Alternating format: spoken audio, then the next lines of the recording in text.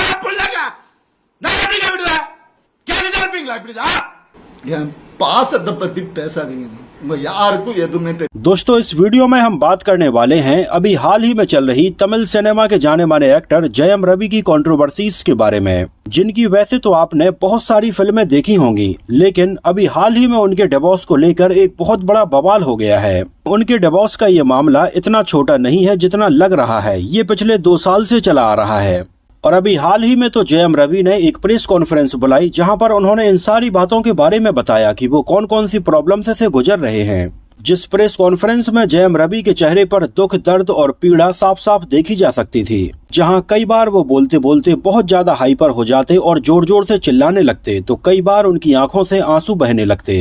और आखिर क्यों उन्हें ये इस तरह से प्रेस कॉन्फ्रेंस करके अनाउंस करना पड़ा कि जब तक उनका डिवोर्स नहीं होता है वो फिल्मों में काम नहीं करेंगे। तो ये मामला काफी पेचीदा है, जिसके बारे में हम आपको बिल्कुल शुरुआत से बताते हैं। जयम रवि पिछले कई सालों से फिल्मों में एक्टिव हैं और उनकी कई बेहतरीन फिल्में आपने देखी भी होंगी, जिनमें थला लांगड़ी, थानी और वन, कोमाली, टिक टिक टिक, भूमि और पुण्यान सेल्वन जैसी कई बेहतरीन फिल्में शामिल हैं। यहाँ पर आपको बता दें कि उनका असली नाम तो वैसे रवि मोहन है और वो तमिल सिनेमा के जाने माने एडिटर मोहन के बेटे हैं, जिनके पिता मोहन एक जाने माने एडिटर थे और आगे चलकर उन्होंने कई फिल्में प्रोड्यूस भी की हैं। जयम रवि के एक बड़े भाई भी हैं, जिनका नाम मोहन राजा है और वो तमिल सिनेमा के जाने माने डायरेक्टर हैं। जयम रवि ने बतौर चाइल्ड आर्टिस्ट अपने करियर की शुरुआत की थी और शुरुआती कई फिल्मों में बतौर चाइल्ड आर्टिस्ट वो नजर भी आए। इसके बाद साल 2003 में उनके भाई मोहन राजा ने एक फिल्म डायरेक्ट की थी, जिसका नाम था जयम, और ये फिल्म बड़ी हिट रही थी। और इसी के बाद से रवि मोहन का नाम बदलकर जयम रवि हो गया था और जयम रवि के नाम से ही उनके चाहने वाले आज उन्हें जानते भी हैं। लॉयला कॉलेज चेन्नई से उन्होंने अपना ग्रेजुएशन कंप्लीट किया। देखने में वो बहुत ही स्मार्ट और हैंडसम हैं। और जयम रवि की फिल्में अगर आपने देखी होंगी तो आपको इस बात का अंदाजा होगा कि उनकी फिल्मों की जो कहानी है वो कितनी आउट ऑफ द बॉक्स होती है। जैसे कोमाली की ही कहानी ले लो या फिर उनकी फिल्म टिक टिक टिक की कहानी ले लो, तो उस समय उनका प्रोफेशनल करियर बहुत अच्छा चल रहा था और दूर दूर तक कोई भी प्रॉब्लम नहीं थी। उन्होंने प्रोफेशनली भरतनाट्यम भी सीखा था और वो देश के ऐसे गिने चुने एक्टर्स में आते हैं जिन्होंने भरतनाट्यम सीखा है। खैर, यहाँ तक उनकी लाइफ में सारी चीजें अच्छी चल रही थीं, लेकिन उनकी लाइफ बदल जाती है जब साल 2009 में उनकी शादी होती है आरती से। आरती, जो कि एक जानी मानी तमिल फिल्मों की प्रोड्यूसर सुजाता विजय कुमार की बेटी हैं। और वैसे तो आरती ने कभी फिल्मों में काम नहीं किया है, लेकिन अक्सर उनकी मां सुजाता की किसी फिल्म लॉन्च के टाइम पर या फिर उनकी प्रीमियर के टाइम पर आरती हमेशा नजर आती थीं। तो ऐसी ही एक फिल्मी पार्टी में जयम रवि ने पहली बार आरती को देखा। आरती उन्हें बहुत ज्यादा पसंद आई और वो पहली बार में ही अपना दिल हार बैठे। दोनों की बातचीत हुई, जहां इन दोनों को एक दूसरे का नेचर काफी पसंद आया। दोनों की दोस्ती हो गई और धीरे धीरे मुलाकातों का सिलसिला बढ़ने लगा और आगे चलकर ये दोनों एक दूसरे से प्यार करने लगे।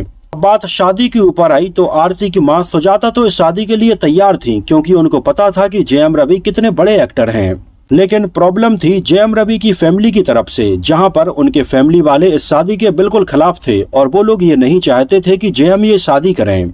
लेकिन जयम रवि किसी भी कीमत पर ये शादी करना चाहते थे और कई सालों तक अपने परिवार वालों को लगातार मनाने के बाद भी उनके परिवार वाले इस शादी के लिए नहीं माने। और उस समय कई सालों तक जयम रवि आरती को डेट करते रहे, लेकिन ये दोनों मीडिया की नजर में नहीं थे। खैर, आगे चलकर एक मौका ऐसा भी आया जब जयम रवि ने अपने हाथ की नस काट ली और अपने परिवार वालों को इमोशनली ब्लैकमेल करके इस शादी के लिए मनाया।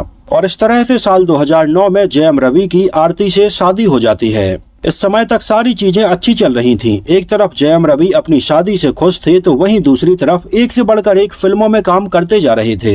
यहाँ तक कि शादी के बाद में आरती की जो माँ थी सुजाता, वो एक फिल्म प्रोड्यूसर थी, तो उनके लिए भी जयम रवि ने कई फिल्मों में काम किया। हालांकि इनमें से कुछ ऐसी मसाला फिल्में थीं जिनमें जयम रवि काम करना नहीं चाहते थे, लेकिन उन्होंने बिना मन के ही इनमें काम किया और इन फिल्मों के लिए बिल्कुल ना के बराबर ही फीस ली। आगे चलकर इन दोनों के 2 बेटे भी होते हैं, जिनका नाम है आरव और अयान। और इस समय तक लाइफ बिल्कुल मस्त चल रही थी। यहाँ पर आपकी जयम रवि और उनकी पत्नी आरती और उनके बच्चों के साथ में ये कुछ फोटोज आप देख सकते हैं। लेकिन आगे चलकर धीरे धीरे इन दोनों के बीच में प्रॉब्लम्स होनी शुरू हो गयी। छोटे छोटे झगड़े होने लगे। हालांकि कई सालों तक ये बातें मीडिया में नहीं आई थी, लेकिन अचानक से 2024 में ये सारी बातें मीडिया में आने लगी, जब कई फंक्शंस में जयम रवि को उनकी पत्नी के साथ में नोटिस नहीं किया गया। यहाँ तक कि उनकी पत्नी आरती ने इंस्टाग्राम पर उनके साथ में सारी फोटोज हटा दी। खैर बढ़ते बढ़ते इन दोनों के बीच में बात इतनी ज्यादा बढ़ गई कि आगे चलकर जयम रवि ने अपने डिवोर्स का ही अनाउंस कर दिया। इस बारे में जयम रवि का ये कहना था कि अब वो अपनी पत्नी आरती के साथ में नहीं रह सकते हैं और उन्हें डिवोर्स लेना है। उन्होंने कंडीशन बताई और अपने डिवोर्स लेने की वजह भी बताई कि किस तरह से इस माँ बेटी ने उनकी पूरी लाइफ को बर्बाद कर दिया है।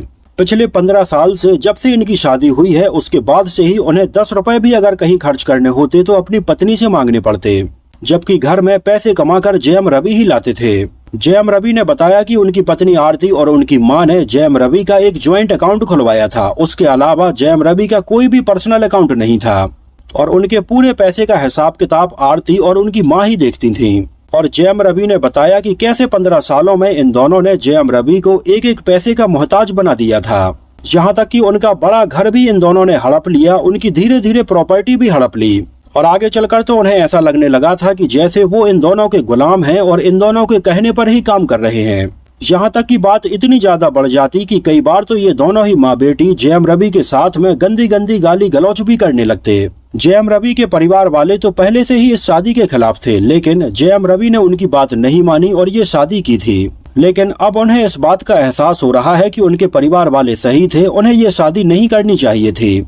ऐसे एक नहीं, जयम रवि ने कई गंभीर और संदिग्ध आरोप अपनी पत्नी और उनकी मां सुजाता के ऊपर लगाए। जहां तक कि इस प्रेस कॉन्फ्रेंस में अपने हाथ की नस काटने के बारे में भी उन्होंने बताया कि जब आरती से उनकी शादी नहीं हो पा रही थी तो वो आरती ही थी जिन्होंने जयम रवि को इमोशनली उनके हाथ की नस काटने के लिए मजबूर किया था और उनके दबाव में आकर ही उन्होंने उस समय ऐसा किया था। हालांकि आपको बता दें कि उस समय जयम रवि ने जब अपने हाथ की ये नस काटी थी तो इसके दूसरे दिन ही जयम रवि अपने हाथ पर एक कपड़ा बांधकर फिल्म की शूटिंग करने के लिए गए थे। खैर आपको बता दें कि 2024 में ही जयम रवि ने आरती के साथ में अपने डिवोर्स का अनाउंसमेंट कर दिया था, लेकिन आरती इसके लिए तैयार नहीं थी। पता नहीं आरती के दिमाग में उस समय क्या चल रहा था, लेकिन उस समय वो ये डिवोर्स करना नहीं चाहती थी और कोर्ट के नियम के अनुसार जब तक दोनों पक्ष डिवोर्स के लिए तैयार न हो तब तक डिवोर्स नहीं होता है। खैर ये दोनों लगभग 2024 से ही अलग रह रहे थे। जयम रवि ने बताया कि उनका घर तो इन दोनों ने कब्जा लिया है तो उन्हें कई रातें होटल में गुजारनी पड़ी। यहाँ तक कि जयम रवि ने अपनी पत्नी आरती के ऊपर और भी कई ज्यादा संदिग्ध आरोप लगाए। उनका ये कहना था कि उनकी पत्नी ने उनके ऊपर काला जादू भी किया है और ये दोनों माँ बेटी मिलकर पता नहीं उनके साथ में क्या करना चाहती हैं। उन्होंने बताया कि कई बार तो उन्हें खून की उल्टी तक हुई है और उनके आसपास का माहौल इन्होंने मिलकर ऐसा बना दिया है जिससे वो बहुत ज्यादा परेशान हैं।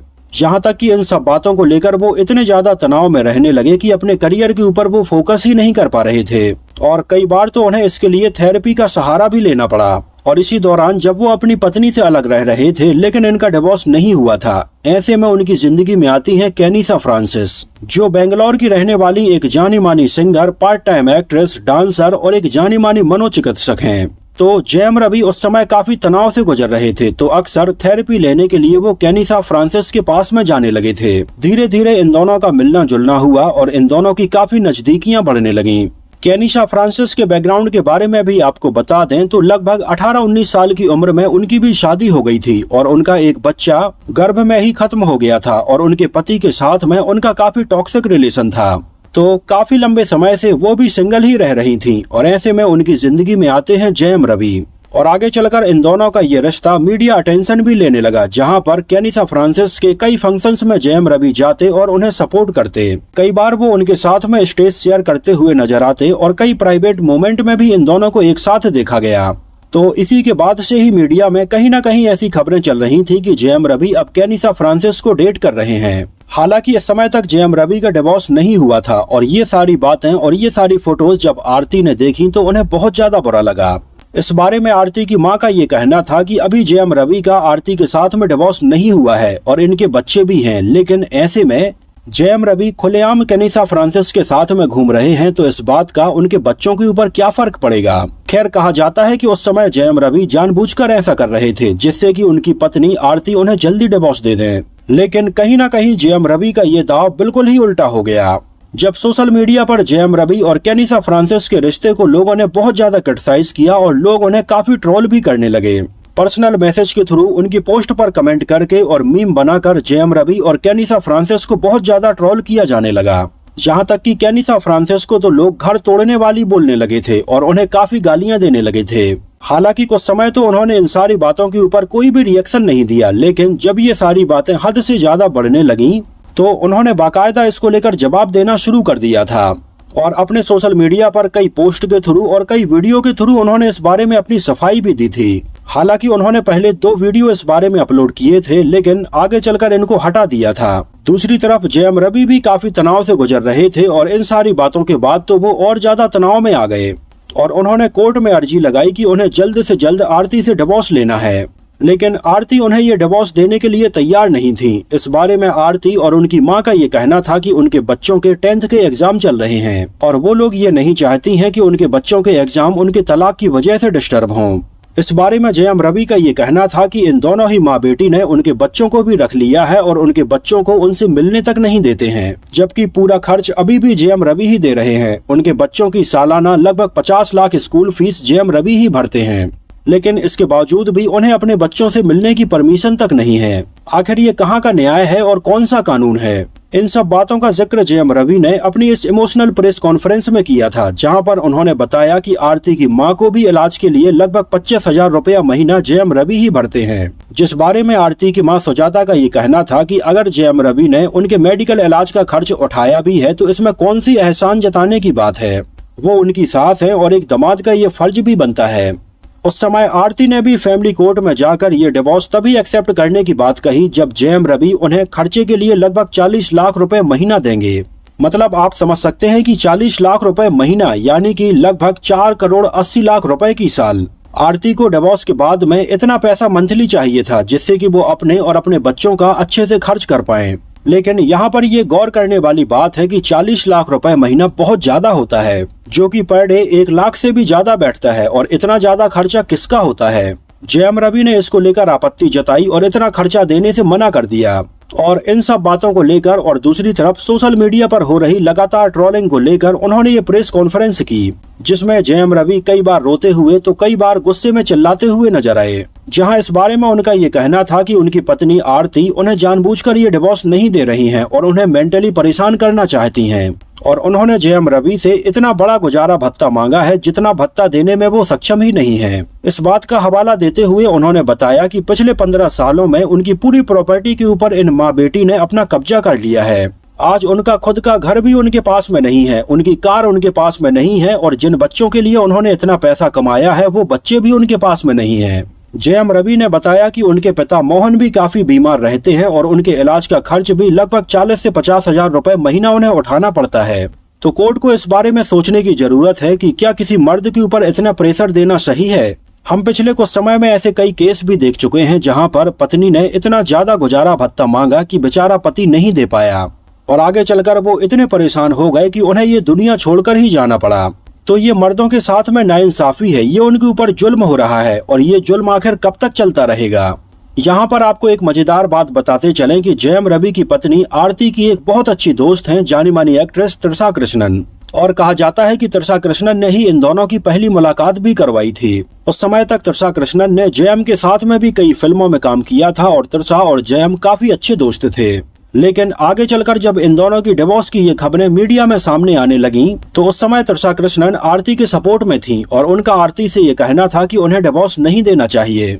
लेकिन तृषा कृष्णन की इन सारी बातों को लेकर लोग तृषा कृष्णन को ही ट्रोल करने लगे, क्योंकि एक तरफ तृषा कृष्णन आरती को ये डिवोर्स न देने की सलाह दे रही थी, वही तृषा कृष्णन दूसरी तरफ थालापति विजय के काफी करीब आ गई थी और उन्होंने थालापति विजय का डिवोर्स करवा दिया था और तृषा कृष्णन की वजह से ही थालापति विजय का डिवोर्स हो गया था। तो इसके बाद से तृषा कृष्णन की इस दोहरी मानसिकता को लेकर सोशल मीडिया पर लोग उन्हें बहुत ज्यादा ट्रोल करने लगे थे।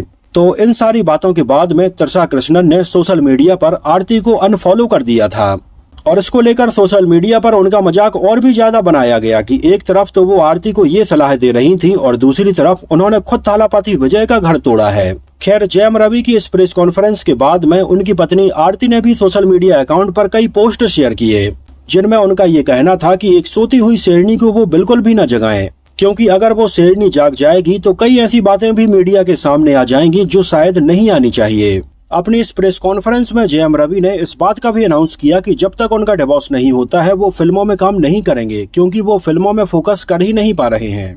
खैर, इन सारी बातों का सबसे ज्यादा नुकसान हुआ केनिसा फ्रांसिस को, उन्होंने भी पहले सोशल मीडिया पर अपने आप को बहुत ज्यादा डिफेंस करने की कोशिश की, लेकिन फाइनली वो हार गईं। यहाँ तक कि उन्होंने अब ये अनाउंस कर दिया कि वो अपना सिंगिंग में करियर, चेन्नई में घर और ये सारी चीजें यहीं पर छोड़कर जा रही हैं। और अब आज से जयम रवि से ना तो वो कभी मिलेंगी और उनका रिश्ता यहीं पर खत्म हो गया है। और ये शायद ऐसी बात है जो गलती उन्होंने कभी नहीं की उसकी सजा भी उन्हें मिल रही है। और इसके बाद में कैनिसा फ्रांसिस जयम रवि को छोड़कर चली गई हैं, जिसके बाद से जयम रवि और ज्यादा तनाव में हैं। उनका ये कहना है कि उन्हें कैनिसा फ्रांसिस की जरूरत है, उन्हें थेरेपी भी लेनी है। लेकिन सोशल मीडिया की वजह से और ऐसे बहुत सारे हेटर्स की वजह से आज उनकी एक बहुत अच्छी दोस्त भी उनकी जिंदगी से दूर चली गई हैं। और अब ये सारी चीजें हद से ज्यादा हो रही हैं। तो ये पूरा मामला है और अभी ये तलाक का केस कोर्ट में चल ही रहा है। अभी इन दोनों का तलाक हुआ नहीं है।